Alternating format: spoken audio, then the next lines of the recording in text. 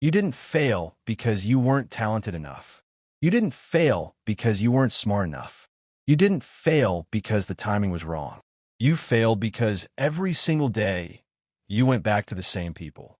And those people, without ever saying a single word against you, quietly made sure you stayed exactly where they are. That's the part nobody talks about. Not because it's a secret, but because admitting it means admitting that the people you love might be the exact reason your life isn't moving. And that's one of the hardest things a person can face. So if you've ever felt like you're trying, genuinely trying, but something invisible keeps pulling you back down, stay with me. Because by the end of this video, you're going to understand exactly what that thing is. And it's not you. There's a concept in psychology called the crab bucket mentality. You put one crab in a bucket, it climbs out. No problem. You put multiple crabs in a bucket, and the moment one starts climbing, the others pull it back down. Not out of hatred, not out of jealousy, just instinct, just reaction. And here's the terrifying part. Most of your friends aren't even aware they're doing it. They're not sitting in a room plotting against you. They're not secretly hoping you fail.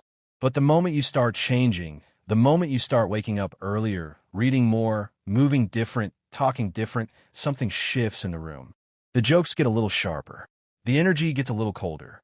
And suddenly you're being called different. Like that's a bad thing. It's not hatred. It's fear. Because when you start growing, you become a mirror. And that mirror shows them everything they haven't done. Everything they've been avoiding. And instead of using that as fuel, most people will try to dim your light just so the room feels even again. That's the invisible ceiling. And you'll never see it on a bad day. You'll feel it on your best ones.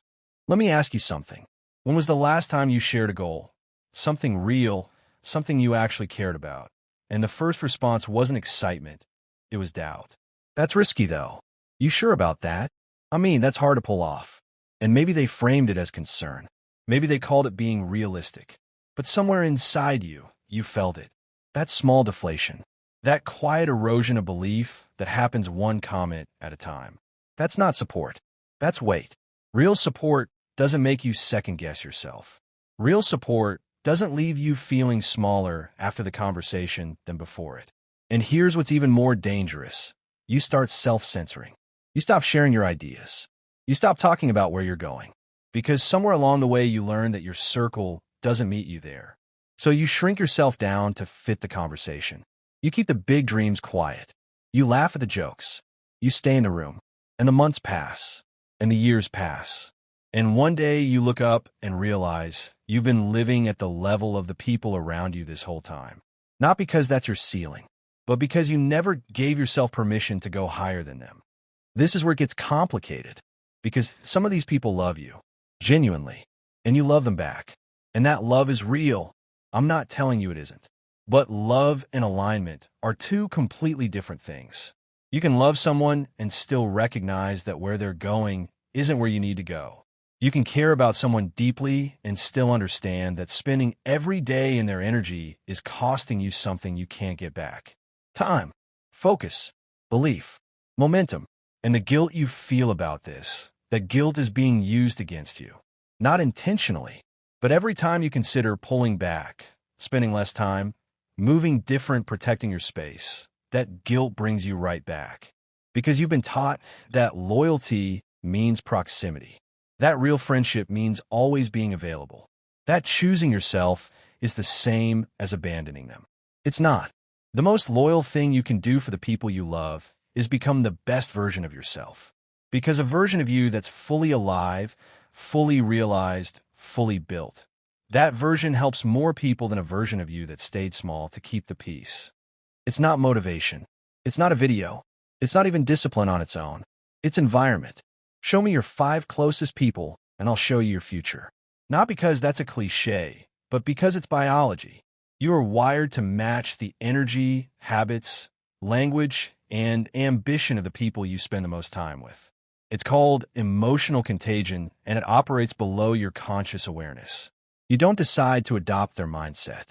You absorb it, slowly, quietly, the same way you picked up their slang, the same way you started laughing at the same things, the same way their ceiling started feeling like your ceiling without you ever agreeing to it. The inverse is also true. Spend 6 months around people who are obsessed with building something. People who read, who move with intention, who hold themselves accountable. And watch what happens to your standards. Watch what happens to your language. Watch what happens to what you're willing to accept from yourself. You don't rise to your goals. You fall to your environment. So the question isn't whether you're talented enough. The question is, who are you surrounded by? I'm not telling you to cut everyone off tomorrow. I'm not telling you your friends are bad people. What I'm telling you is this. If you're serious about where you want to go, you have to be just as serious about who you allow into your daily life. Because your circle isn't just your social life. It's your standard. It's your mirror. It's the ceiling you either break through or quietly accept. The people who change their lives aren't always the most talented. They're usually just the ones who are honest enough to look around and say, "This isn't the room I need to be in anymore." And then they left, quietly, with no explanation, no drama, no announcement. They just started moving. And eventually, the results spoke for themselves.